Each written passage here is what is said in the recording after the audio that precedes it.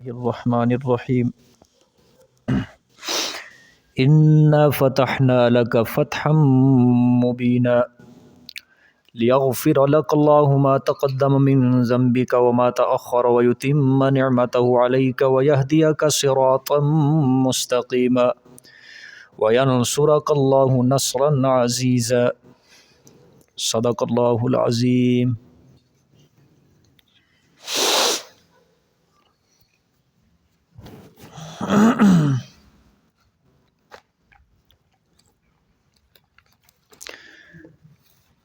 کل کے سبق میں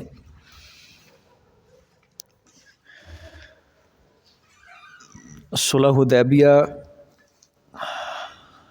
کے اوپر آپ کے سامنے گفتگو ہوئی، جس میں چند باتیں آپ کے سامنے بیان ہوئی تھی۔ پہلی بات تو یہ ہے کہ یہ سورۃ الفتح، اس کا نزول کب ہوا؟ 6 ہجری میں صلح حدیبیہ کے بعد، ٹھیک ہے جی، 6 ہجری میں صلح حدیبیہ کے بعد سورۃ الفتح کا نزول ہوا ہے، اور اس میں اللہ تعالیٰ نے مسلمانوں کو فتح مبین کی کیا سنائی ہے؟ خوشخبری سنائی ہے۔ اتنی بات سمجھ آ گئی؟ پھر حدیبیہ کیوں کہا جاتا ہے؟ صلح حدیبیہ اس کو کیوں کہا جاتا ہے کہ جس مقام پر آپ صلی اللہ علیہ وسلم نے پڑاؤ کیا تھا، وہاں ایک کنواں کا نام تھا یا درخت کا نام تھا، جس کی وجہ سے اس کو کیا کہا جاتا ہے؟ صلح حدیبیہ۔ جگہ کی نسبت سے اس کا نام کیا پڑ گیا؟ صلح۔ اور یہ مقام مکہ مکرمہ سے 16 کلومیٹر دور ہے۔ کتنے کلومیٹر؟ 16 کلومیٹر دور ہے۔ آج کل اس کا نام شمیسہ کہا جاتا ہے اس کو، ٹھیک ہے جی۔ تو اس کی بنیاد کیا بنی تھی؟ اس سفر کی بنیاد کیا بنی تھی؟ خواب۔ آپ صلی اللہ علیہ وسلم کو کیا آیا تھا؟ خواب آیا تھا۔ اس خواب کو دیکھ کر کیوں چلے تھے سارے؟ کیونکہ پیغمبر کا خواب کوئی عام خواب نہیں ہوتا، بلکہ کیا ہوتا ہے؟ وہی ہوتا ہے، سچا ہوتا ہے۔ لیکن اللہ تعالیٰ نے اس خواب میں کوئی سال کی یا مہینے کی تعیین نہیں کی تھی کہ اسی سال ہی عمرہ ہونا ہے یا اگلے سال یا اس سے اگلے سال، کوئی مدت متعین نہیں تھی۔ اور کس ماہ کے اندر آپ نے یہ ارادہ کیا؟ ماہ ذی قعدہ میں۔ اور دن کون سا تھا؟ سوموار کا دن تھا، پیر کا دن تھا، اور سن ہجری 6۔ سمجھ آئیے؟ یہ ساری باتیں یاد رکھو گے نا۔ یہ صلح حدیبیہ سیرت النبوی میں عام سمجھا جاتا ہے، ایک اس کی طرف ترجیح نہیں دی جاتی، اس کی طرف ترجیح نہیں دی جاتی۔ عام لوگوں کو بھی اس کے بارے میں کوئی پتہ نہیں ہے کیا تھی یہ صلح حدیبیہ، کیا ہوا تھا کیا نہیں ہوا تھا۔ حالانکہ میں نے آپ کو کل بتایا تھا یہ ہماری سلطنت اسلام کی بنیاد ہے صلح حدیبیہ۔ ہمیں اپنے اس سلطنت اسلام کی بنیاد کے بارے میں ہر کسی کو پتہ ہونا چاہیے، ہر کسی کو واقف ہونا ضروری ہے اس صلح حدیبیہ والے واقعے سے، کیونکہ فتوحات کا سب سے زیادہ سلسلہ ہی یہیں سے شروع ہوا ہے اسلام کا۔ اس سے پہلے تو بس جنگیں تھی، غزوہ بدر تھی، غزوہ احد تھی، خندق تھی، آپس میں الجھ رہے تھے نا، ادھر سے وہ رشتہ دار، ادھر سے مسلمانوں کے بھی رشتہ دار، آپس میں جنگیں تھی یہ، ٹھیک ہے۔ مسلمان مضبوط ہوئے، پھر اس کے بعد صلح حدیبیہ کے بعد کیا ہوا ہے؟ فتوحات کا سلسلہ شروع ہوا ہے۔ اللہ تعالیٰ نے مسلمانوں کی مدد فرمانا شروع کی ہے۔ کتنے صحابہ تھے آپ صلی اللہ علیہ وسلم کے ساتھ اس جماعت میں؟ 1400 صحابہ کو ساتھ لے کر آپ صلی اللہ علیہ وسلم مکہ کی طرف کیا ہوئے؟ روانہ ہوئے۔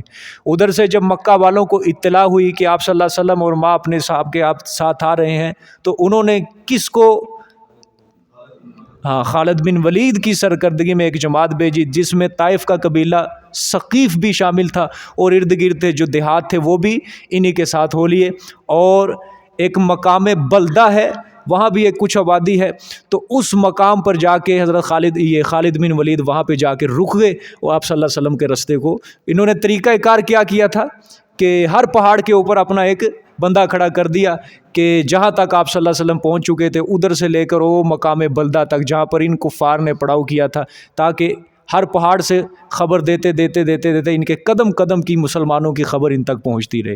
ٹھیک ہے جی، ادھر سے اب اگلی بات، آپ صلی اللہ علیہ وآلہ وسلم نے بھی خبر رساں بھیجے تھے، جس طرح انہوں نے انتظام کیے تھے نا خبر رسانی کے لیے، آپ صلی اللہ علیہ وسلم نے بھی خبر رساں بھیجے۔ آپ نے اپنے ایک صحابی بشر ابن صفیان اس کو مکہ مکرمہ کی طرف بھیج دیا کہ جاؤ خفیہ طریقے سے اہل مکہ کے بارے میں پتہ کر کے آؤ کہ وہ کیا قدم اٹھانا چاہتے ہیں ہمارے خلاف۔ بشر بن صفیان یہ گئے، انہوں نے جا کے خفیہ طور پہ مکہ مکرمہ کے سارے حالات و واقعات اکٹھے کیے اور آ کر آپ صلی اللہ علیہ وسلم کو خبر دی کہ یا رسول اللہ صلی اللہ علیہ وسلم وہ تو پورا جنگ کے لیے تیار ہیں اور ہمارے خلاف وہ اٹھنے کے لیے جوش مار رہے ہیں، جنگ کے جوش کے اندر وہ ہماری طرف کوچ کرنے کے لیے پورا تیار بیٹھے ہیں۔ اب آپ صلی اللہ علیہ وسلم نے فرمایا کہ افسوس ہے قریش کے اوپر، افسوس ہے قریش کے اوپر کہ متعدد جنگوں کے اندر انہوں نے کتنی شکست کھائی ہے۔ قریش کے ساتھ کتنی جنگیں ہو چکی تھیں اب تک؟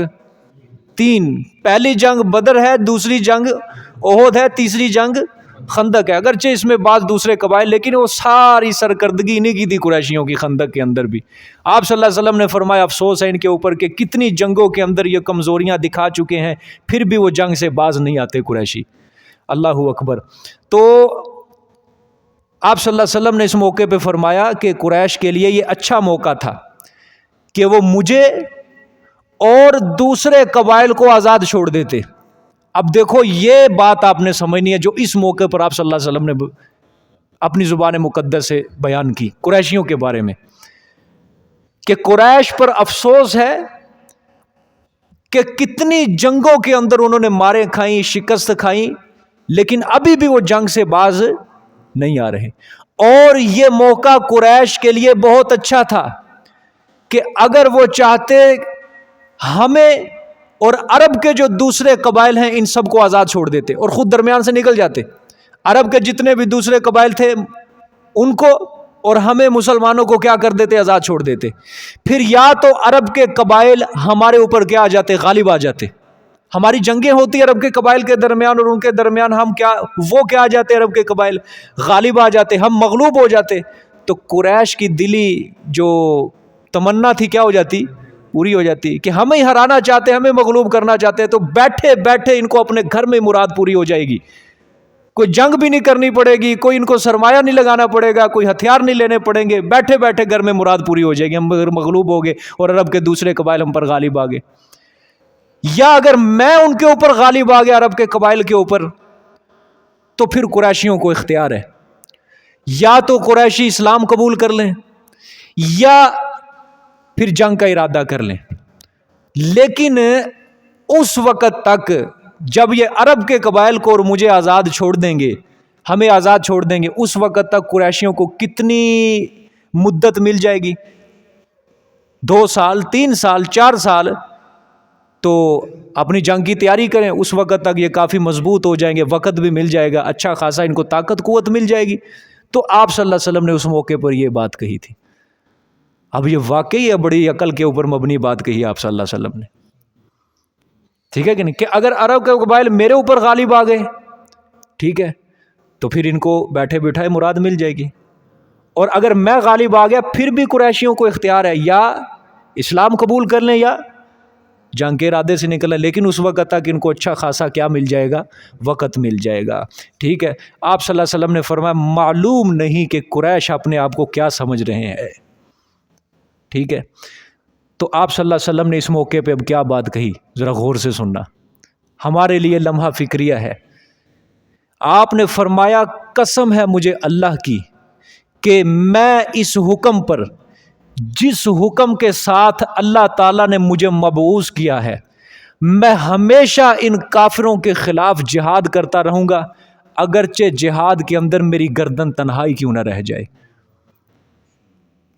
اگرچہ میرا ساتھ دینے والا کوئی مرد نہ رہے، کوئی بندہ نہ آئے، میں اکیلا رہ جاؤں، اکیلا رہ کے بھی اللہ کے راستے میں ان کافروں کے خلاف کیا کروں گا، میں جہاد کروں گا۔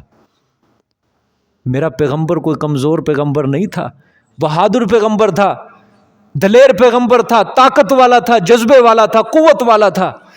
ہاں، یہ اس کے امتی آج کمزور ہوئے ہیں، یہ نہیں اپنے بہادری دکھا رہے، یہ نہیں دلیری دکھا رہے، یہ پست سے پست ہوتے جا رہے ہیں۔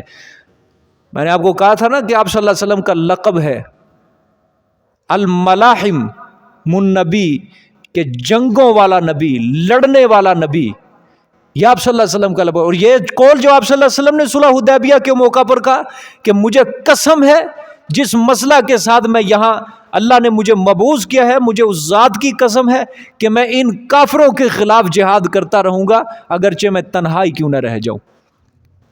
ٹھیک ہے جی۔ اب آپ صلی اللہ علیہ وآلہ وسلم اس کے بعد آپ نے لوگوں کو جمع کیا، ان کو خطبہ دیا۔ اب قریشیوں کی بھی حالت معلوم ہو گئی کہ وہ بھی کس کے لیے تیار ہو گئے ہیں، جنگ کے لیے تیار ہیں۔ ہم تو آئے ہیں عمرہ کرنے کی غرض سے، جنگ کرنے کی غرض سے نہیں۔ آپ نے لوگوں کے درمیان خطبہ دیا، آپ صلی اللہ علیہ وسلم نے مشورہ لیا کہ بتاؤ اب ہمیں کیا کرنا چاہیے۔ آپ نے فرمایا کہ اب یہیں سے عربوں کے خلاف جہاد شروع کرنا ہے، یا جس قصد سے آئے ہیں عمرہ کرنے کی غرض سے بیت اللہ کے اندر داخل ہونا ہے، اور جو ہمارے رستے کے اندر رکاوٹ بنے گا اس کو کیا کر دو، ختم کر دو، قتال کرو اس کے خلاف۔ یہ آپ صلی اللہ علیہ وسلم نے رائے رکھی کہ بتاؤ کیا کرنا ہے، کہ یہیں سے عربوں کے خلاف جہاد شروع کرنا ہے یا بیت اللہ میں داخل ہونا ہے عمرے کے لیے، اور جو ہمارے رستے میں آئے اس کو کیا کر دو، ختم کر دو۔ حضرت ابوبکر صدیق اور دوسرے دیگر صحاب نے مشورہ دیا کہ یا رسول اللہ صلی اللہ علیہ وسلم، ہم مدینہ منورہ سے کس غرض سے نکلے ہیں؟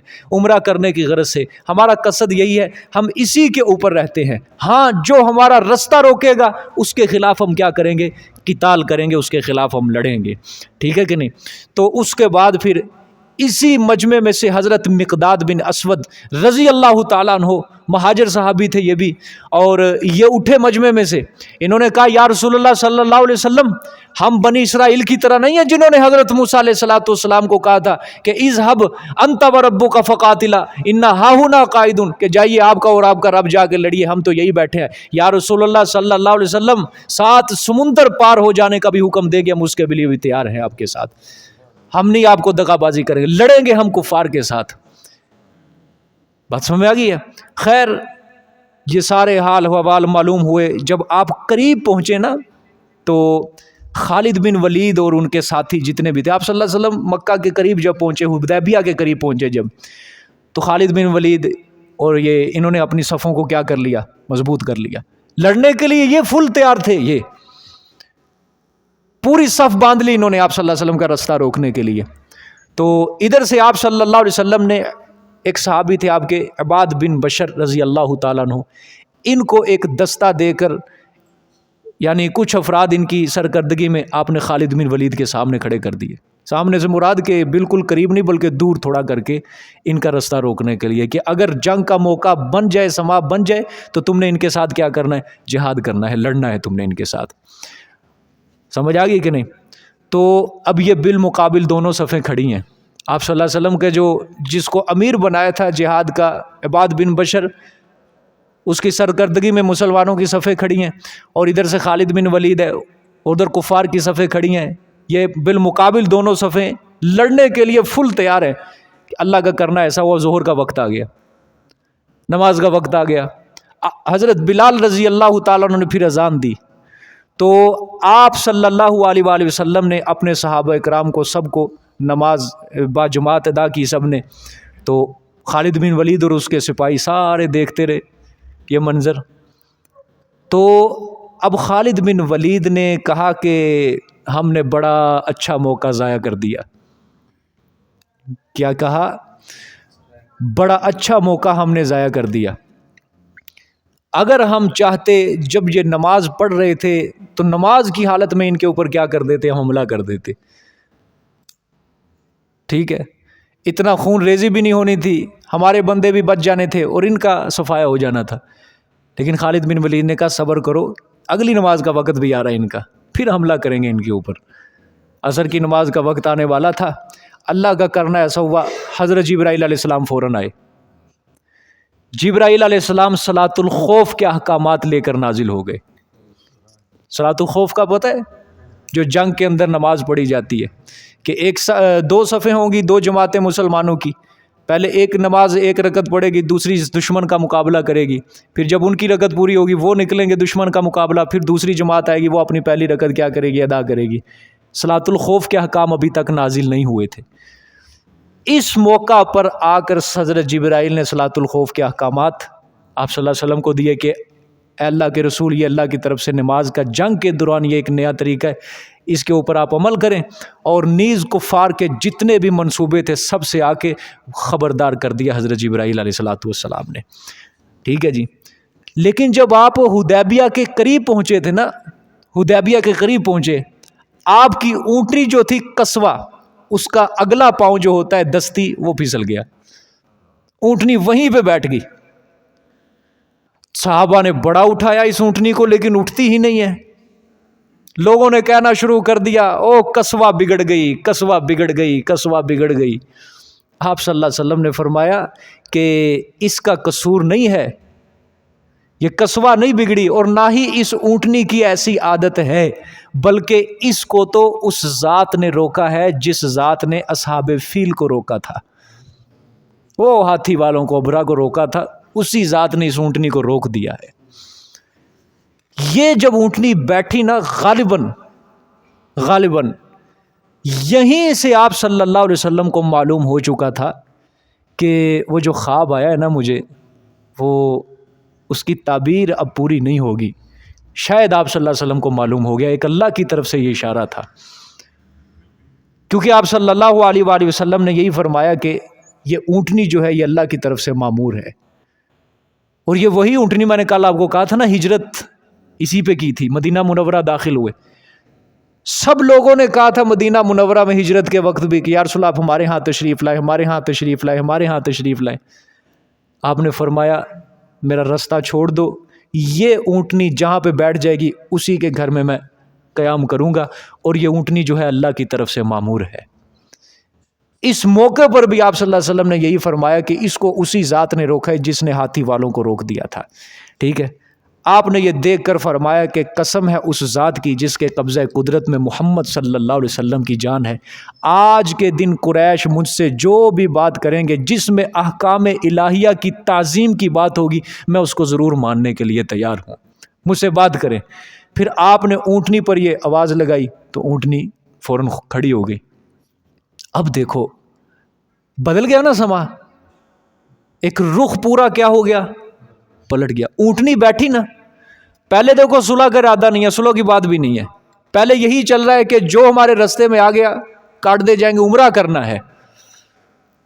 لیکن جو ہی یہ اونٹنی بیٹھ گئی تو فوراً ظاہری بات ہے، اللہ کا نبی ہے، وہ آخری پیغمبر ہے، مومن کی فراست سے بچو، اللہ کے نور سے دیکھتا ہے، اور پیغمبر تو سب سے اعلیٰ مومن ہوتا ہے، اللہ کا اشارہ سمجھ ہی جاتا ہے پیغمبر.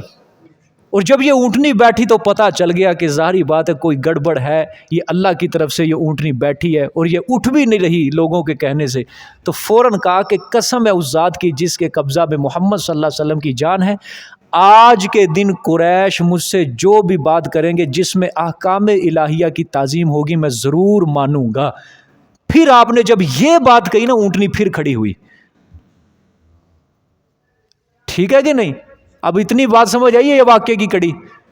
جب آپ نے یہ بات کہی تھی نا میں صلح کرنے کے لیے تیار ہوں، پھر اونٹنی کیا ہو گئی تھی، کھڑی. پہلے کس گھر سے نکل پڑے تھے، بس لڑنے، چلو جو بھی رستے کے اندر آیا تو، لیکن اونٹنی بیٹھ گئی. یہ اللہ کی طرف سے یہ سارا مامور تھا، کیونکہ جانور جو ہے وہ خالق جو پیدا کرنے والا ہے اس کا حکم تو وہ ماننے کے لیے ہر وقت تیار ہے. بات سمجھ میں آ گئی؟ پھر آپ صلی اللہ علیہ وسلم نے خالد بن ولید سے ہٹ کر حدیبیہ کی دوسری جانب پھر قیام کیا. ایک تو مثلاً یہ حدیبیہ ہے، مقام ہے، ادھر سے آپ صلی اللہ علیہ وسلم آ رہے ہیں، لیکن آپ نے یہاں سے ہٹ کر آپ صلی اللہ علیہ وسلم نے دوسری جانب قیام کیا۔ اب یہ جو علاقہ تھا نا، یہ خالد بن ولید نے جو پہلے آگے تھے، چونکہ یہ پانی والا جو علاقہ تھا، پانی والے علاقے پر یہ قابض ہو چکے تھے، اور جدھر آپ صلی اللہ علیہ وسلم نے اب حدیبیہ کی دوسری جانب پڑاؤ کیا، اب یہاں پہ پانی کی کیا تھی؟ قلت تھی، پانی کم تھا۔ اب ظاہری بات ہے، اتنا بڑا قافلہ 1400 صحابہ اکرام ساتھ ہے اور پانی کی قلت ہو تو، اور پھر وہ بھی دشمن کا علاقہ ہے تو بہت تنگی ہوتی ہے۔ تو صحابہ نے آپ صلی اللہ علیہ وسلم سے عرض کی، شکایت کی کہ یا رسول اللہ، یہاں تو پانی نہیں ہے، اس کی قلت ہے، اور کنویں میں تھوڑا تھوڑا پانی رس رہا تھا۔ آپ صلی اللہ علیہ وآلہ وسلم نے اس کنویں سے اب پانی منگوایا اور اپنے منہ میں پانی لے کے اس کنویں کے اندر کلی کی، اور پھر اپنا ایک تیر نکال کے دیا، کہا کہ اس کنویں کے اندر گاڑ دو۔ جو ہی آپ نے کلی کی اور تیر صحابہ اکرام نے گاڑا، تو صحابہ کے دیکھتے دیکھتے دیکھتے وہ پانی اس طرح کنویں پر چڑھا کہ کنویں کے منہ کے اوپر آ گیا، پانی سارا ہی کنواں بھر گیا۔ یہ حدیبیہ کے اندر یہ معجزہ تھا۔ حدیبیہ میں آپ صلی اللہ علیہ وسلم کا کیا ہے؟ معجزہ ہے کہ جو پانی سوکھا ہوا تھا جس کنویں کا، آپ صلی اللہ علیہ وسلم کے پانی شامل ہونے سے وہ کنواں اپنے منڈیر تک، وہ منہ تک اس کا پانی پورا بھر گیا۔ پھر صحابہ کرام نے برتنوں میں وضو کیا، غسل کیا، ٹھیک ہے، صاف ہوئے، پاک ہوئے، اس طرح صحابہ کرام نے اچھی طرح سیراب ہو گئے مسلمان۔ خیر جب پانی ہو گیا تو صحابہ کرام سب مطمئن ہو کر اسی جگہ پڑاؤ کیا۔ اللہ پاک ہم سب کو لے جائے، انشاءاللہ وہ مقام دیکھیں گے کہ جس مقام پہ مسلمانوں نے پڑاؤ کیا تھا حدیبیہ میں، جس مقام پہ آپ صلی اللہ علیہ وسلم کی اونٹنی بیٹھی، آپ صلی اللہ علیہ وسلم بیٹھے، پڑاؤ کیا، ٹھیک ہے۔ اب اہل مکہ سے کس طرح بات چیت ہوتی تھی؟ وفد آتے تھے۔ کیسے؟ مکہ کی طرف سے وفد آتا تھا، ادھر سے آپ صلی اللہ علیہ وسلم کا وفد جاتا، ادھر سے وفد آتا، ادھر سے جواباً، اس طرح بات چیت ہو رہی تھی۔ سب سے پہلے مکہ کی طرف سے وفد آیا تھا، اس کا نام تھا بدیل بن ورقہ۔ اس وقت تو یہ کافر تھا، لیکن بعد میں یہ مسلمان ہو چکے تھے۔ بدیل بن ورقہ، یہ یاد رکھنا ہے۔ یہ جو آیا تھا آپ صلی اللہ علیہ وسلم کی خیر خواہی، مسلمانوں کی خیر خواہی کی غرض سے آیا تھا، اور آ کے اس نے کہا کہ اے محمد صلی اللہ علیہ وسلم، قریشی جو ہیں وہ فل جنگ کے لیے تیار ہیں، آپ سے مقابلے کے لیے نکلنے کے لیے پورے تیار کھڑے ہیں، پانی کی جگہوں پر انہوں نے قبضہ کر لیا ہے، تو میں آپ کو مشورہ دیتا ہوں کہ آپ واپس چلے جائیں مدینہ منورہ، یہ آپ کو بیت اللہ میں داخل نہیں ہونے دیں گے۔ اس نے خیر خواہی چاہیے اس طرح۔ پھر آپ صلی اللہ علیہ وسلم نے فرمایا کہ ہم جنگ کرنے کی غرض سے نہیں آئے، ہم جنگ کرنے کی غرض سے نہیں آئے، البتہ اگر کوئی ہمیں عمرے سے روکے گا تو پھر ہم مزاحمت کریں گے، پھر ہم کیا کریں گے؟ اس کو رستے سے ہٹائیں گے۔ پھر آپ صلی اللہ علیہ وسلم نے اسی بات کا اعادہ کیا جو آپ صلی اللہ علیہ وسلم نے جاسوس بھیجا تھا نا پہلے، کہ جاؤ پتہ کر کے آؤ مکہ، بشر بن عباد، تو اس کو جو بات کہی تھی آپ صلی اللہ علیہ وسلم نے اس کو بدیل بن ورقہ کو بھی وہی بات کہی، وہی بات کہ قریشی ہمیں آزاد چھوڑ دیں اور عرب والوں کو کیا کر دیں، دوسرے قبائل کو آزاد چھوڑ دیں۔ آزاد چھوڑنے سے مراد ہے کہ یہ قریشیوں کے ماتحت تھے نا، یہ عرب کے قبائل جو تھے انہی کی بات سمجھتے تھے، انہی کی بات مانتے تھے، کہ قریشی اعلان کر دے کہ جاؤ بھائی جس طرح تم کر سکتے ہو مسلمانوں کے خلاف کرو، قریشی درمیان سے نکل جائیں۔ اب دو باتیں آپ صلی اللہ علیہ وسلم نے رکھی، یہ قریشی آزاد کر دیں ہمیں اور عرب والوں کو، پھر ہم آپس میں لڑیں، اگر وہ غالب آ جائیں عرب کے قبائل، ہم مغلوب ہو جائیں تو قریشیوں کو گھر بیٹھے بٹھائے مراد کیا ہو جائے گی؟ پوری ہو جائے گی، ٹھیک ہے۔ اور اگر ہم غالب آ گئے ان عرب کے قبائل کے اوپر تو اب کیا ہوگا؟ اب یہ ہوگا کہ قریشیوں کو اختیار ہے جنگ کریں یا اسلام قبول کر لیں، لیکن اگر جنگ ہی کرنا چاہتے ہیں تو ان کو بڑی مدت مل جائے گی، اس عرصے کے اندر طاقت مل جائے گی، قوت مل جائے گی، ہتھیار اکٹھے کریں، ہم سے اس بات کے اوپر آ کے کیا کر لیں، وہ صلح کر لیں۔ یہ آپ صلی اللہ علیہ وسلم نے اس کو بھی، بدیل کو بھی یہی بات کہی۔ بدیل یہ کہہ کر واپس چلا گیا کہ ٹھیک ہے میں اپنی قوم کو جا کے سمجھاتا ہوں آپ کی بات تو آپ کی اچھی ہے۔ اب یہ جب گیا بدیل بن ورقہ، وہاں گیا پہنچا، اس نے اپنی قوم کو بات سنانا چاہیے، لیکن وہ جوش کے اندر شور مچا رہے تھے، آج مسلمانوں کا خاتمہ کر دینا ہے، آج ہم نے لڑنا ہی لڑنا ہے، آج نہیں چھوڑنا. کسی نے اس کی بات ہی نہیں سنی. اس بدیل بن ورقہ کی کسی نے بات نہیں سنی. پھر انہی کے اندر ایک اور بندہ تھا، عروہ بن مسعود. یہ وہی قبیلہ جو طائف کا قبیلہ تھا نا، ثقیف، اس کے سردار تھے عروہ بن مسعود. یہ بھی کافر تھے، بعد میں مسلمان ہو گئے. اس نے کہا بابا یہ بدیل جو بات کہہ رہا ہے اس کی بات تو سن لو، سننے میں کیا حرج ہے. خیر جب اس کی بات سنی عروہ بن مسعود نے اور دوسرے لوگوں نے، تو عروہ بن مسعود نے پھر قریشیوں کو سمجھایا کہ محمد صلی اللہ علیہ وسلم جو بات کہہ رہے ہیں نا، مان لو، اسی کے اندر کیا ہے، بہتری ہے، بھلائی ہے. سمجھ آئی ہے؟ وگرنہ مجھے موقع دو کہ میں گفتگو کے لیے آپ صلی اللہ علیہ وسلم کے پاس جاتا ہوں، محمد صلی اللہ علیہ وسلم کے پاس جاتا ہوں. لیکن قریشیوں نے نہ مانی. خیر عروہ بن مسعود آئے آپ سے. دوسرا وفد اب آ رہا ہے. یہ دوسرا وفد، پہلے کس کا تھا؟ بدیل کا. اب دوسرا وفد عروہ بن مسعود کا آ رہا ہے. یہ گفتگو کے لیے حاضر ہوئے. رسول اللہ صلی اللہ علیہ وسلم سے عرض کیا کہ آپ اگر اپنی قوم کا صفایا کر دے تو کوئی اچھی بات ہے. یہ قریشی آپ کی قوم ہے، اگر آپ ان سے جنگ کریں، صفایا کر دے، اچھی بات ہے. دنیا میں کون سا ایسا شخص ہے جو اپنی قوم کا صفایا کر دے؟ مجھے دکھائیں. اس نے یہ بات کہی عروہ بن مسعود نے. پھر صحابہ کرام سے نرم اور گرم گفتگو ہوتی رہی، عروہ بن مسعود کی اور اس کی. اب اس کی ذرا، اس نے کیا وہاں منظر دیکھا وہ اب یہ بات سننے کے قابل ہے. یہی عروہ بن مسعود جو دوسرا وفد آیا تھا. اسی حالت میں یہ صحابہ کرام کا سارا منظر دیکھ رہا ہے، ان کا رہن سہن کیسا ہے.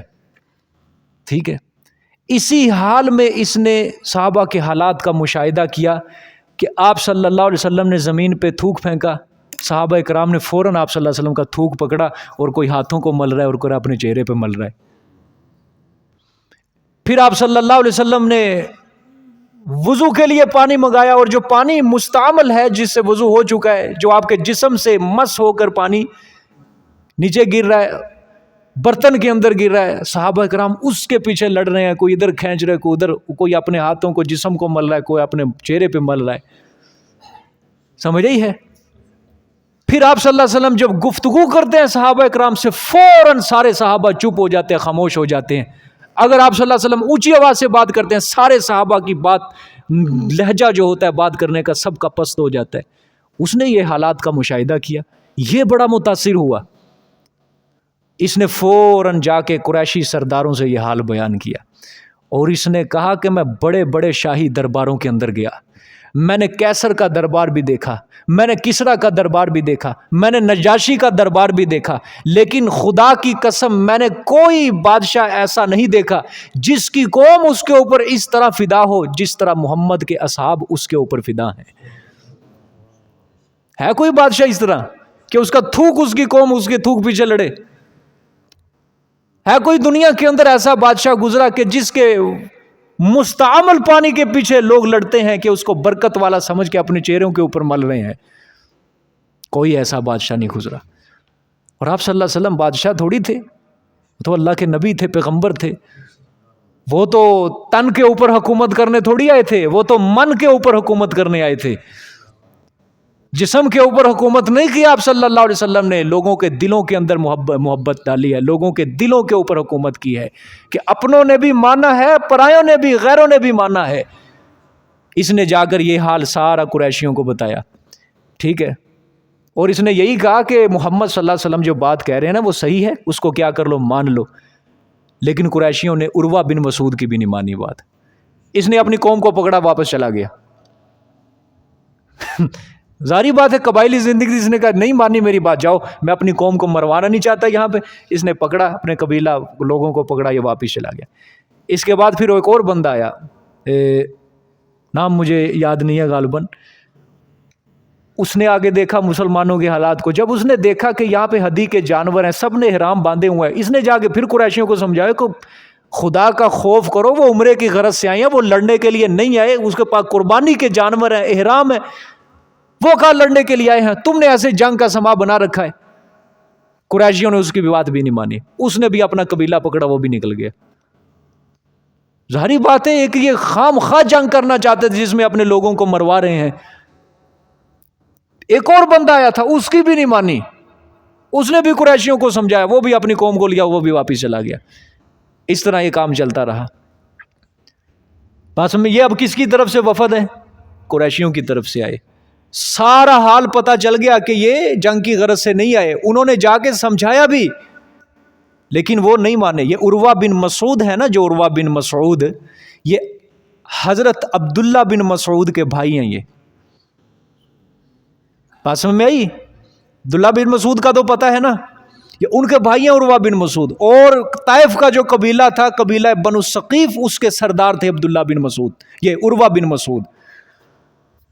حدیبیہ کے مقام پہ جب وفد کی شکل میں آپ کے پاس آئے تھے تو اس وقت مسلمان نہیں تھے, لیکن بعد میں یہ مسلمان ہو چکے تھے. یہ بھی آپ صلی اللہ علیہ وسلم 9 ہجری میں جب تبوک سے واپس آ رہے تھے تو رستے کے اندر ہی آپ صلی اللہ علیہ وسلم کے سفر میں رستے میں ہی عروہ بن مسعود آپ صلی اللہ علیہ وسلم کے پاس ہے اور اسلام قبول کیا. انہوں نے کلمہ پڑھ لیا, مسلمان ہو گئے. اس کے بعد مدینہ گئے. انہوں نے آپ صلی اللہ علیہ وسلم سے اجازت چاہی, یا رسول اللہ مجھے اجازت دیں, میں اپنی قوم کے پاس جا کے ان کو اسلام کی دعوت دوں, اسلام کی تبلیغ کروں, شاید میرا قبیلہ بھی کیا ہو جائے, مسلمان ہو جائے. ایک حسن ظن تھا نا اپنی قوم کے بارے میں, اچھا گمان تھا کہ اگر میں نے اسلام قبول کر لیا میں جہنم سے بچ گیا, اپنی قوم کو بھی بچاؤں جا کے, اپنے قبیلے کو. لیکن آپ صلی اللہ علیہ وسلم نے عروہ بن مسعود کو سمجھایا کہ تیری قوم تیرے ساتھ مخلص نہیں ہے, تیرا جانا وہاں خطرے سے خالی نہیں. لیکن عروہ بن مسعود نے کہا یا رسول اللہ نہیں, ہو سکتا ہے میری قوم میری بات مانے, اور وہ ضرور مانے گی میری بات. آپ صلی اللہ علیہ وسلم نے اجازت دے دی کہ جا اپنی قوم کے اندر چلا جا. جب یہ گئے نا, انہوں نے اسلام کی دعوت دی. صبح فجر کی نماز کے وقت اپنے گھر کی چھت پہ چڑھے, کلمہ شہادت بلند کیا, اذان دی, لوگوں کو اسلام کی دعوت دی, لیکن زبان سے جواب نہیں ملا. ان کی قوم کے بندے نے ان کو تیر مارا نیچے سے, اس تیر کی وجہ سے یہ وہیں شہید ہو گئے, وہیں پہ شہید ہو گئے. آپ صلی اللہ علیہ وسلم کو ان کی شہادت کی خبر پہنچی مدینہ, طائف سے کئی دن لگ جاتے ہیں. اب طائف اور مدینہ کا بڑا سفر, اچھا خاصا سفر ہے. وہاں جب پہنچی آپ صلی اللہ علیہ وسلم کو خبر, آپ نے اس کی ایک خبر سن کے فرمایا کہ اس کی حالت وہی کی گئی ہے جو یاسین والے کے ساتھ کی گئی تھی. کس کے ساتھ؟ یاسین والا کون ہے؟ اور سورۃ یاسین میں جس بندے کا تذکرہ اللہ نے کیا ہے, وَجَاءَ رَجُلٌ مِّنْ أَقْصَى الْمَدِينَةِ رَجُلٌ يَسْعَىٰ قَالَ يَا قَوْمِ اتَّبِعُوا الْمُرْسَلِينَ. ایک آدمی شہر کے کنارے سے دوڑتا ہوا اپنی قوم کے پاس آیا. وہ 3 پیغمبر بھیجے تھے, جی ہاں, حبیب نجار, 3 پیغمبر بھیجے تھے اللہ نے قوم کی طرف, لیکن نہیں مانی کسی نے, ان کو قتل کرنے کے اوپر تل گئے. یہ بندہ حبیب نجار آیا, انہوں نے اپنی قوم کو سمجھایا, لیکن قوم نے اس کی بات نہیں مانی. قوم نے کیا کر دیا اس کو؟ آپ نے فرمایا اس کا حال بھی یاسین والے کی طرح ہوا ہے کہ اس نے بھی حضرت عیسیٰ کی طرف بلایا تھا, لیکن کسی نے اس کی بات کو نہیں مانا, اس کی قوم نے اس کو شہید کر دیا. عروہ بن مسعود نے اپنی قوم کو میری طرف بلایا, لیکن اس کی قوم نے اس کی بات نہیں مانی, اس کو شہید کر دیا. اور آپ نے فرمایا تھا میرے سامنے اللہ تعالیٰ نے سارے نبیوں کی مثالی شکل رکھی, سارے نبیوں کی, اور عروہ بن مسعود کی شکل حضرت عیسیٰ علیہ السلام سے ملتی ہے. کس کے ساتھ؟ یہ میں تھوڑا سا تذکرہ اس لیے کر رہا ہوں کہ یہ جو ہستیاں ہیں, یہ عروہ بن مسعود, یہ ایسے صحابہ کرام, ہم ان سے غافل ہیں, ان کے حالات سے ہم غفلت کھائے ہوئے ہیں. ہمیں صرف 4-5 صحابہ کرام کے بارے میں کیا ہے پتہ ہے, بس ابو بکر صدیق کے بارے میں پتہ ہوگا, جو مشہور صحابی ہیں. ظاہری بات ہے 1,44,000 صحابہ کرام ہیں آپ صلی اللہ علیہ وسلم کے. تو آپ نے فرمایا اس کی شکل کس سے ملتی ہے؟ عیسیٰ علیہ السلام سے. اور حضرت داہیہ کلبی تھے جس کی شکل میں کون آتے تھے؟ جبرائیل علیہ السلام. آپ نے فرمایا داہیہ کی جو شکل ہے وہ جبریل سے ملتی ہے, اور جو میری شکل ہے وہ ابراہیم علیہ السلام سے ملتی ہے. انہیں کے خاندان سے تھے نا آپ صلی اللہ علیہ وسلم, حضرت ابراہیم علیہ السلام کے خاندان سے. میری شکل کس سے ملتی ہے؟ ابراہیم علیہ السلام سے ملتی ہے. تو عروہ بن مسعود کی کس سے ملتی ہے؟ عیسیٰ علیہ السلام سے ملے. یہ نام یاد رکھنا, عبداللہ بن مسعود کے بھائی ہیں, عروہ بن مسعود, اور قبیلہ ثقیف کے کیا ہیں, یہ سردار ہیں. یہ طائف کا جو علاقہ ہے نا, یہ بڑا تاریخی علاقہ ہے, یہ دیکھنے والا علاقہ ہے. یہ عرب کے شہروں میں سب سے زیادہ ترقی پذیر شہروں میں یہ طائف اس وقت ہے. اس کی اہمیت آپ یہیں سے دیکھو کہ قریشی جو تھے نا, قریش کے لوگ اپنے بچوں کی تربیت کے لیے, اپنے بچوں کی صحت کے لیے, اپنے بچوں کو بچپن میں ہی طائف میں بھیجتے تھے ان کی اچھی تربیت کے لیے. اس وقت سے لے کر آج تک وہی رسم طائف کے اندر زندہ ہے.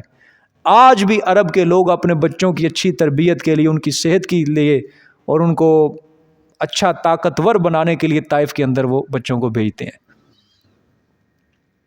سمجھ آئی کہ نہیں بات؟ اللہ پاک سب کو لے جائے. خیر, یہ اس طرح آنا جانا ان کا لگ گیا. ان کی وفد. اب پھر آپ صلی اللہ علیہ وسلم نے اپنا ایک بندہ بھیجا. کس کو بھیجا تھا؟ حضرت عروہ رضی اللہ تعالیٰ عنہ. عروہ بن زبیر ہیں, حضرت زبیر رضی اللہ تعالیٰ عنہ کے بیٹے.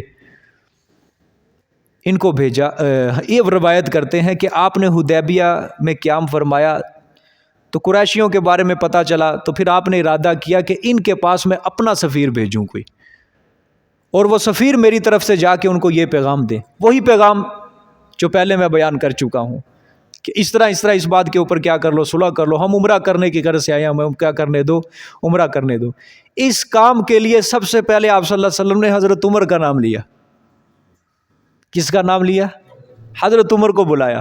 انہوں نے عرض کی, یا رسول اللہ صلی اللہ علیہ وسلم, آپ کو تو اچھا خاصا پتہ ہے یہ سارے قریشی میرے دشمن ہیں, ٹھیک ہے, کیونکہ ان کو میری عداوت اور شدت کا حال سب کو معلوم ہے, میری طبیعت کو سب جانتے ہیں, اور سب کیا ہے, میرے دشمن ہیں, کسی نے میری بات نہیں مانی, اور میرے قبیلے کا کوئی بندہ بھی میری حمایت کرنے کے لیے تیار نہیں ہے. تو اس لیے یا رسول اللہ صلی اللہ علیہ وسلم, میں آپ کو ایک ایسے شخص کا نام بتاتا ہوں جو اپنے قبیلے میں اور قریشیوں میں قوت اور عزت کے اعتبار سے سب سے زیادہ معتبر سمجھا جاتا ہے, یعنی میری مراد حضرت عثمان بن عفان رضی اللہ تعالیٰ عنہ. گویا آپ صلی اللہ علیہ وسلم کو مشورہ دینے والے حضرت عثمان کے بارے میں کون ہیں؟ بولو سارے, حضرت عمر رضی اللہ تعالیٰ عنہ. لیکن آپ نے پہلے کس کی خواہش کی؟ عمر کی, ٹھیک ہے. آپ کی خواہش یہ تھی کہ یہ ذرا جلالی ہے, اس سے ڈریں گے سارے, یہ قوت والا ہے, لیکن انہوں نے اپنا عذر بیان کیا, آپ نے قبول کر لیا, ٹھیک ہے. حضرت عمر نے حضرت عثمان کا نام لیا کہ یا رسول اللہ یہ قوت, یہ عزت والا ہے, معتبر شخصیت ہے اپنے قبیلے میں, اس کو بھیجے. آپ صلی اللہ علیہ وسلم نے حضرت عثمان کو بلایا.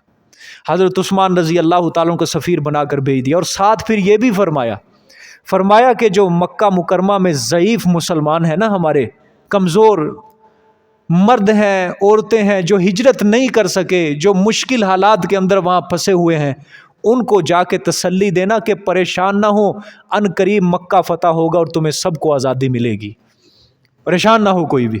یہ ان کو جا کے ضرور تسلی دینا مکے کا والوں کو جو مسلمان ہو چکے ہیں, ٹھیک ہے. ظاہری بات ہے جو ہجرت کی تھی نا جنہوں نے, وہ مرد جو جوان تھے, وہ پیدل سفر کرنا مدینہ منورہ تک, صحرائی علاقہ, اس میں تو ہجرت کون کر سکتا تھا, اور دشمن کے علاقے سے نکلنا, اور اس میں بڑھاپے, کمزور مرد جو بڑھاپے کے اندر تھے, عورتیں, وہ تو نہیں نکل سکتے تھے, اس لیے وہ بیچارے وہیں پہ رہ گئے. اور مکے والے ان کے اوپر بڑا ظلم کیا کرتے تھے, ستم ڈھایا کرتے تھے, ہجرت نہیں کرنے دیتے تھے. آپ صلی اللہ علیہ وسلم نے حضرت عثمان کو دو کام کے لیے بھیجا کہ ایک تو ان کو جا کے کیا کرنا, اطلاع کر دینا کہ ہم کس کی غرض سے آئے ہیں, عمرے کی غرض سے آئے ہیں. دوسری اطلاع ضعفاء مسلمین کو اس طرح تسلی دینا. حضرت عثمان پہلے ان لوگوں کے پاس گئے جو وہ خالد بن ولید والے بیٹھے تھے جزارے, ان کو جا کے سمجھایا, اور وہی بات کہی پہلے والی, آپ صلی اللہ علیہ وسلم جس بات کو لے کر زیادہ بیٹھے ہوئے تھے, جس بات کے اوپر صلح کرنا, انہوں نے کہا جا اپنے بزرگ کو کہہ دے, ہم یہ بات ماننے کے لیے تھا, ہم تو جنگ ہی کریں گے, سیدھی بات. یہاں سے پھر حضرت عثمان نکلے, تو پھر حضرت عثمان رضی اللہ تعالیٰ عنہ گئے ان کے پاس. ابان بن سعید مکہ مکرمہ میں داخل ہوئے, احرام باندھا ہوئے, مکہ مکرمہ داخل ہوئے. مکے میں ایک بہت بڑا قبیلہ تھا، بنو سعید کا قبیلہ، قریشیوں کا ہی تھا یہ بھی. تو ابان بن سعید انہوں نے اپنی پناہ کے اندر لے لیا حضرت عثمان کو. ابان بن سعید یہ بھی بعد میں مسلمان ہو چکے تھے، اور یہ اگلے سال جو ہوا تھا نا خیبر 7 ہجری میں، اس سے پہلے ہی صلح حدیبیہ کے بعد ابان بن سعید مسلمان ہو چکے تھے. حضرت عثمان کو پناہ دی، گرم جوشی سے استقبال کیا، اور مکہ مکرمہ میں اپنا پیغام لے کر فرمایا کہ جہاں مرضی آپ اپنے پیغام لے کر پھرے، لوگوں تک پہنچائے، رؤساء قریش تک پہنچائے، آپ کو کوئی ہاتھ نہیں لگائے گا، کوئی نقصان نہیں پہنچائے گا. یہ ابان بن سعید، شاید اللہ پاک نے اس کی اسی نیکی کی قدر کی اور اللہ پاک نے اس کو ہدایت سے مالا مال کر دیا، ابان بن سعید کو. اور یہ شہید ہوئے ہیں، شہید ہوئے ہیں. یہ صلح حدیبیہ کے بعد مسلمان ہوئے. ابو بکر صدیق کے زمانے میں جنگ ہوئی، جنگ اجنادین، اس کے اندر یہ شہید ہو گئے تھے، یہ ابان بن سعید. کہاں سے اللہ بندے کو اٹھاتے اور کہاں جا کے اس کس مرتبے کے اوپر اللہ فائز کر دیتا ہے انسان کو. کیسے اسلام کے خلاف دشمنی اختیار کی ہوئے اور کہاں پہ اللہ پاک شہادت کا مرتبہ دے دیتا ہے انسان کو. خیر، یہ حضرت عثمان رضی اللہ تعالیٰ مکہ میں داخل ہوئے، تمام قریشیوں سے ملے. اب یہ بنو سعید کا قبیلہ بڑا طاقتور تھا، اس وجہ سے ساری بات انہوں نے پناہ دے دی حضرت عثمان کو. تو حضرت عثمان نے کافی پیغام سنایا، لیکن کسی قریشی نے آپ صلی اللہ علیہ وسلم کی بات کو نہیں مانا. ہر کسی نے انکار کیا، غرور تکبر کے اندر انکار کرتے گئے. ظاہری بات ہے اللہ نے مارنا تھا ان کو، کیا کرنا تھا. اور مغرور اور متکبر انسان کو اللہ نہیں چھوڑتا. جب وہ مغرور اور متکبر ہوتا ہے نا، تکبر کے اندر بڑے بڑے فیصلے کر دیتا ہے، لیکن اس کو یہ نہیں پتا ہوتا کہ آنے والے وقت میں میرا کتنا نقصان ہوگا اس کی وجہ سے. اور یہ قریشی کہہ رہے تھے نا نہ جنگ کریں گے، یہ ہوگا وہ ہوگا فلاں ہوگا. اللہ تعالیٰ ان کو اسی طرح مروانا چاہتا تھا. کہتے ہیں نا جب انسان کی اللہ پاک کسی کو ذلیل کرنے پہ آ جائے نا، سب سے پہلے اس کی عقل کے اوپر پردہ ڈالتے ہیں. سب سے پہلے عقل کے اوپر پردہ ڈالتے ہیں اس کی. وہ سمجھتا ہے میں ترقی کی طرف جا رہا ہوں، لیکن وہ ترقی کی طرف نہیں، وہ ذلت کی طرف جا رہا ہوتا ہے. کسی نے چوری کرنی ہے، اللہ پہلے عقل کے اوپر پردہ ڈالے گا، پردہ ڈالے گا اللہ کہ چوری کرنے کے بعد ہوگا کیا. چوری کرتے وقت وہ بڑا سمجھے گا، مال آ جائے گا، پیسہ آ جائے گا، لیکن چوری کے بعد جب پکڑا جائے گا نا، تو پھر جب جوتے لگیں گے، پھر عقل واضح ہوگی کہ میں نے تو بڑا الٹا کام کر دیا. قتل کرنے کے لیے کسی کو جا رہا ہے، سمجھے گا میں قتل کر دوں گا، اپنا بدلہ پورا کر لوں گا، لیکن اس متکبرانہ رویے کا بعد میں کتنا نقصان ہوگا اس کو بعد میں پتا چلے گا. میری ایک بات یاد رکھنا، اللہ کسی کو جب ذلیل کرنے پہ آتا ہے پہلے اس کو عزت دیتے ہیں، پھر اس کو رسوا کرتے ہیں. یاد رکھنا میری بات. متکبرانہ فیصلے کبھی نہ کرنا، مغرور متکبر ہو کر کبھی فیصلے نہ کرنا. خیر، بات لمبی ہو رہی ہے. پھر حضرت عثمان ضعفاء مسلمین سے ملے. جب انہوں نے حضرت عثمان نے مسلمانوں کو آپ صلی اللہ علیہ وسلم کی طرف سے تسلی دی، وہ مکے کے مسلمان خوش ہوئے، رونے لگے، اور حضرت عثمان کو کہا کہ آپ جا کے آپ صلی اللہ علیہ وسلم کو ہماری سب کی طرف سے سلام پیش کرنا. ظاہری بات ہے کتنا ان کا دل میں درد محسوس کر رہے ہوں گے کہ چلو وہ مسلمان تو مدینہ میں رہ رہے ہیں آپ صلی اللہ علیہ وسلم کے ساتھ، جو آزاد ہو چکے، ہجرت کر چکے، لیکن یہ بیچارے جو ہجرت نہیں کر سکتے، ہوا بھی مسلمان، اور آئے روز ستم ڈھایا جا رہا ہے، ظلم کی ایک نئی داستان رقم کی جا رہی ہے. ان کا کیا حال ہوتا ہوگا. یہ مسلمان تھے، یہ جو اسلام کے لیے اتنے مصائب اور تکلیفیں برداشت کر کے گئے ہیں، اتنی تکلیفیں برداشت. ان کے ایمان تھے جن کے ایمان کی گواہیاں اللہ پاک نے قرآن پاک میں دی ہوئی ہیں. ہم بہت دور ہیں، بہت دور ہیں ہم. خیر، قریشیوں نے حضرت عثمان کے آگے ایک ڈیل رکھی، ایک پیکج جس کو کہہ لو. کہا کہ محمد صلی اللہ علیہ وسلم کو ہم نے نہیں داخل ہونے دینا. آپ اگر طواف کرنا چاہتے ہیں، عمرہ کرنا چاہتے ہیں، آپ کو اجازت ہے، آپ کو اجازت ہے، آپ کر سکتے ہیں. حضرت عثمان رضی اللہ تعالیٰ عنہ نے فرمایا کہ جب تک میرے محمد صلی اللہ علیہ وسلم عمرہ نہ کر لیں، میری جرت نہیں کہ میں عثمان آپ پیغمبر سے پہلے عمرہ کر لوں. تم کیا سمجھتے ہو میں اپنے پیغمبر کے بغیر عمرہ کر لوں؟ کبھی نہیں. جب تک محمد عربی صلی اللہ علیہ وسلم عمرہ نہ کریں اس وقت تک میں عمرہ نہیں کروں گا. بات سمجھ میں آئی ہے کہ نہیں؟ ہاں، وہ ساگر صدیقی کا شعر ہے بڑا خوبصورت، میں بھی ہے مینا بھی ہے ساگر بھی ہے ساقی نہیں، دل میں آتا ہے لگا دوں آگ میں خانے کو. نہیں سمجھے؟ احرام بھی باندھا ہوا ہے، وہ بیت اللہ سامنے ہے، حرم کے اندر ہی داخل ہوئے پڑے ہیں، سب کچھ ہے، سب کچھ ہے، لیکن ساقی نہیں ہے. ساقی جو مجھے روزانہ ایمان کی شراب پلا رہا ہے، جو مجھے روزانہ میرے ایمان کے اندر بڑھوتری کر رہا ہے، وہ میرے ساتھ اس وقت نہیں ہے. سب کچھ ہے، نہ ہو جب تک تو ہی ساقی بھلا کیا کرے کوئی، ہوا کو ابر کو گل کو چمن کو صحن بستان کو. سب کچھ ہے، صفا مروہ ہے، احرام باندھا ہوا ہے، صحن بیت اللہ ہے، سامنے ہے اللہ کا گھر. جب ساقی ہی نہیں ہے تو پھر کیا کرے کوئی؟ جب پلانے والا ہی نہیں ہے، عمرہ کروانے والا ہی نہیں ہے، جس کے اوپر اللہ نے یہ سارے احکام نازل کیے وہی نہیں ہے، پھر کیا کرے کوئی؟ نہیں، میں نہیں عمرہ کر سکتا. ادھر سے صحابہ اکرام بڑے آپس میں چیمگوئیاں کرنے لگے، جدھر بیٹھے تھے وہ کہنے لگے کہ عثمان کتنا خوش قسمت ہے کہ عمرہ کر رہا ہوگا. نبض شناس میرے محمد عربی صلی اللہ علیہ وسلم، عثمان کے نبض شناس، فرمایا کہ کیا سوچ رہے عثمان کے متعلق؟ میرا عثمان میرے بغیر کبھی عمرہ نہیں کر سکتا. ادھر سے آپ صلی اللہ علیہ وسلم نے گواہی دی، ادھر سے حضرت عثمان نے کہا پیغمبر کے بغیر عمرہ نہیں کر سکتا میں. 3 راتوں تک حضرت عثمان رضی اللہ تعالیٰ عنہ مکہ میں رہے، 3 راتوں تک. ٹھیک ہے، اس کے بعد افواہیں پھیلیں، وہ جو سما بنا، صلح ہوئی، کون سی شرائط تھی، انشاءاللہ اس کا تذکرہ کل ہوگا. آج کی باتیں سمجھ آئی ہیں جی؟ سب کو سمجھ آ گئی جی؟